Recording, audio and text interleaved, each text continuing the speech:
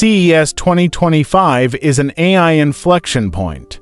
The ubiquity of artificial intelligence across the CES 2025 landscape is just as impressive and commanding as the already iconic Sphere. It's a clarion call of intention from innumerable tech companies, all promising to make AI the center of your known digital universe. Unlike other CES trends, think VR and 3D TV that are more marketing than utility, there is some inescapable logic here. AI's inherent power, versatility, and unprecedented exponential growth make it almost unlike any technology we've encountered before. What companies like Delta, BMW, LG, Hisense, Samsung, and others have recognized is that the data their systems have been collecting and moving among their once disparate digital systems can be pulled together by AI into an almost organic whole that proactively operates at your behest.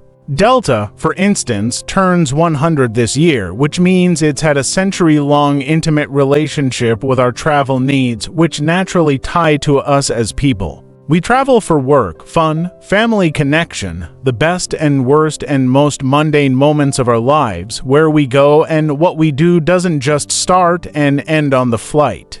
It begins the minute we start thinking about a trip, planning it, packing for it, getting there, arriving at a destination, and then turning around to come back home. Companies like Delta that provide services of connection also have a vast treasure trove of data about what we do, and that's the life's blood of powerful AI. And so, a Delta concierge that eventually ties that all together and proactively guides and assists you through the journey makes sense. Similarly, Samsung's been trying for years to interest consumers in its SmartThings smart home platform, but this year the effort was transformed into Home AI and SmartThings Everywhere. The backbone of connection is data, cross-product, and cross-category communication, and AI helps stitch it all together so that the results make sense for everyday consumers. Even Bixby, a somewhat forgotten digital assistant, appears to be getting an intelligence upgrade that finally makes it a useful part of the whole.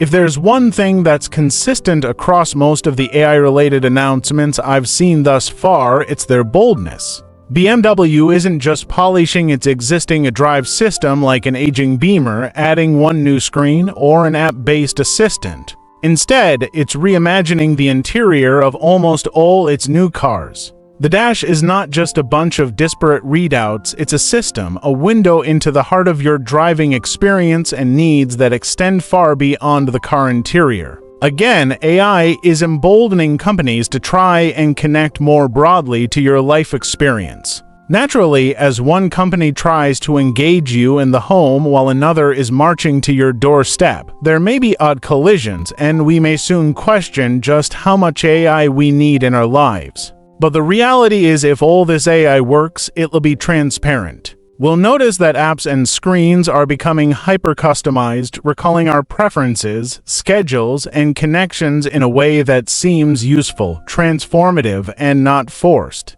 Certainly, CES candidate NVIDIA believes this. The company is almost single-handedly driving the backbone of the AI revolution with ever more powerful silicon that can run ever larger models. The energy costs are a big question, but I'm almost certain that will be solved in tandem with AI's growth, or perhaps it will be solved by artificial general intelligence, which may be right around the corner. There is, of course, an element of oversell with companies like Hisense promising to AI your life. I mean, they're not necessarily wrong, but there might be a better way to phrase it. Samsung likes to say AI for all, which is true, but maybe too much like a rallying cry. LG offered affectionate intelligence, which sounds nice but also creepy. AI has no real emotion, and I'd rather it didn't try to fake affection. I also saw some companies confusing proactivity with invasiveness. LG's in-car AI solutions seemed to be watching everything you do and would then offer suggestions related to your most minute emotional or physical prompts.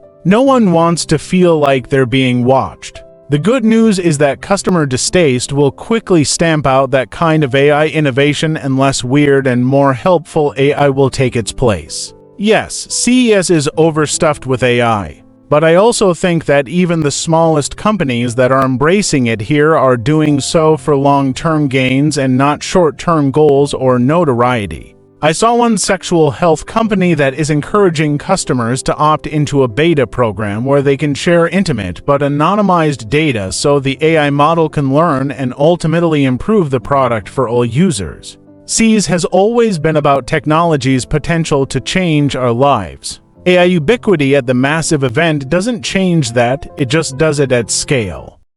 谢谢收看。健康生活，关心您的生活健康。请订阅、点赞及转传。